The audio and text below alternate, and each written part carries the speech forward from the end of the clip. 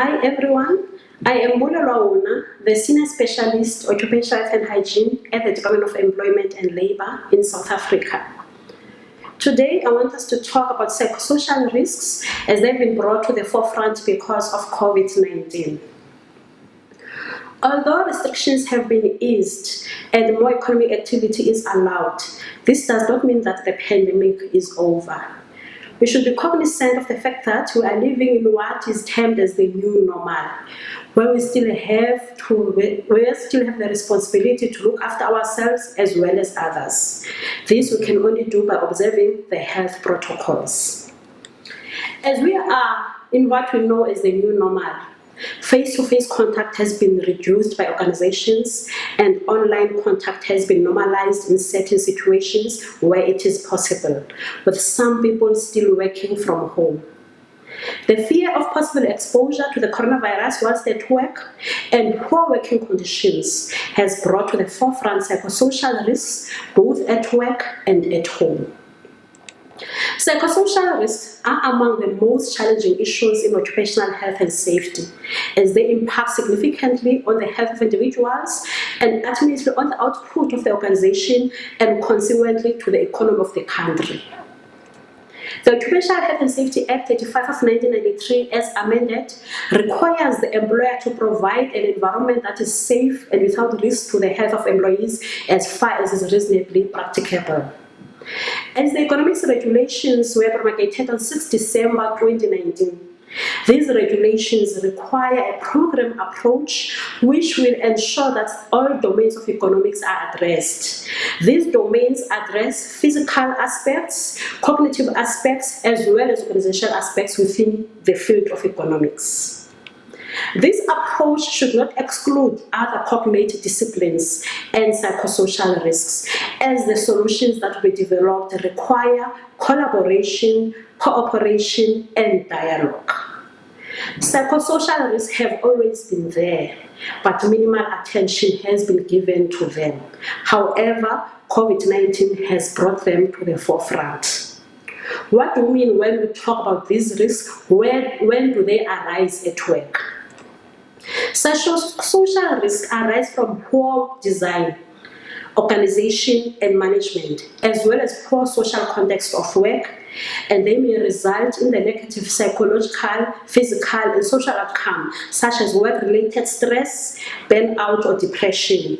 I'm sure many of you or many of us are familiar with that.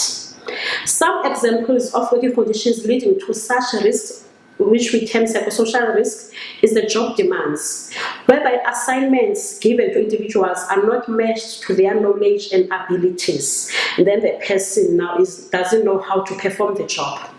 Job control is another example where the individual has little or no say how the job is done. Task design, whereby it might be repetitive or monotonous, and it ends up stressing the individual. Role clarity, whereby people do not understand work responsibilities, the duties they're supposed to do, and also the authority is unclear. Workplace relationships, which are very key, where there's a lot of criticism, whereby individuals get excluded in the work that is being done, lack of support, and also poor communication. Leadership styles is also another example. You can have autocratic or laissez-faire leadership, and this affects the people that are at the receiving end. Organizational justice, whereby there's lack of policies and procedures. If these policies and procedures are there, however, they are not implemented, and also unfairness in decision-making. Organizational change, whereby there might be downsizing or restructuring of the company or outsourcing of some activities, and this has become key now with the current economic outlook. It's currently happening. The physical working environment is another example, whereby there's poor design of the workstation, poor maintenance of work equipment and facilities. This is a problem. Cultural and language differences is also a problem if it's not managed, because it can stress the individuals because there will be poor working relationships. Working alone, where individuals feel isolated, Working in direct contact with the public, we can think of the healthcare sector, whereby the healthcare workers often get attacked at the healthcare facilities as some individuals do not present with good intentions. Working with people in distress, we can think of the social workers, whereby they have to walk a journey with the victim and support the victim of gender-based violence and femicide. Working with valuables and cash handling is also another example. Working in isolated or remote locations at night is also another example. In addition to mental health problems, employees suffering from prolonged stress can go on to develop serious physical health problems such as cardiovascular disease or musculoskeletal disorders, as the body is responding to what is being presented. Like any other risks, psychosocial risks must be managed at work. Hence, it is important for employers to implement a program approach with respect to economics, and this must include the psychosocial aspects. If these psychosocial risks are not addressed, they do not only affect the employee, they will also affect the employer and also permeate to the society.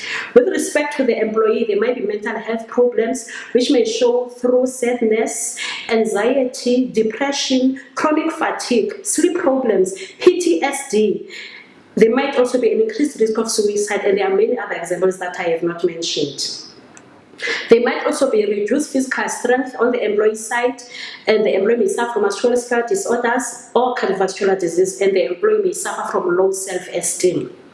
With the employer, there's also a negative impact because there are medical costs associated with treatment and rehabilitation, costs associated with absenteeism, high staff turnovers, people will resign if it's a toxic environment, recruitment costs as new employees have to be trained, low performance in productivity, reputational damage as this will affect investor confidence, increased insurance premiums as more claims will be submitted to the compensation commissioner.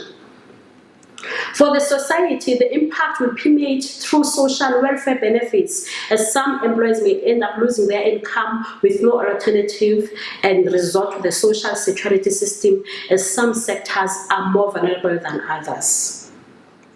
As some people are still working from home, this type of working arrangement requires shared responsibility and commitment between employers and employees to ensure business continuity and employment. Working from home has resulted in emerging psychosocial risks, and the examples are not limited to lack of equipment, defective or inappropriate equipment whilst working at home. Although this sounds like a physical example, this causes a psychological effect on the individual.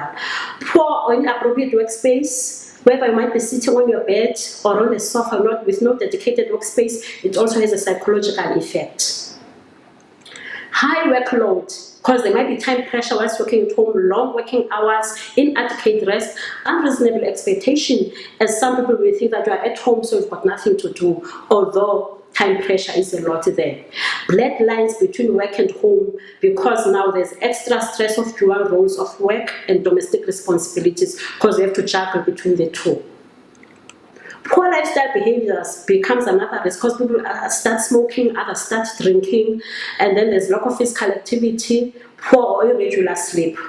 There may also be domestic violence when working from home. With respect to working from home, the employer has limited control, although the responsibility for health and safety must be shared. The duty of the employer in this instance to provide training in relation to psychosocial risks and preventive measures, which will include psychological support. However, the employee knows the home environment. He must apply the preventive measures from the employer, in addition to what the employee has identified to be preventive measures whilst working at home. Lastly, with the right approach, psychosocial risks can be prevented and successfully managed regardless of business size or type, or whether the employee is working from home. They can be tackled in the same logical and systematic way as any other workplace health and safety risks. Managing these risks does not only make business sense, nor is it a moral obligation. It is a legal imperative, as the employer has got a duty to provide a safe and healthy working environment for the employees.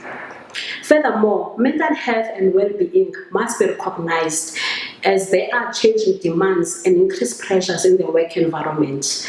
And employers are encouraged to implement additional measures to promote mental well-being, as this will improve productivity. Although the employers have the legal responsibility to ensure that workplace risks are properly assessed and controlled, it is essential as employees are involved. Hence, the key word is social dialogue. Employees and their representatives have the best understanding of the problems that they are faced with.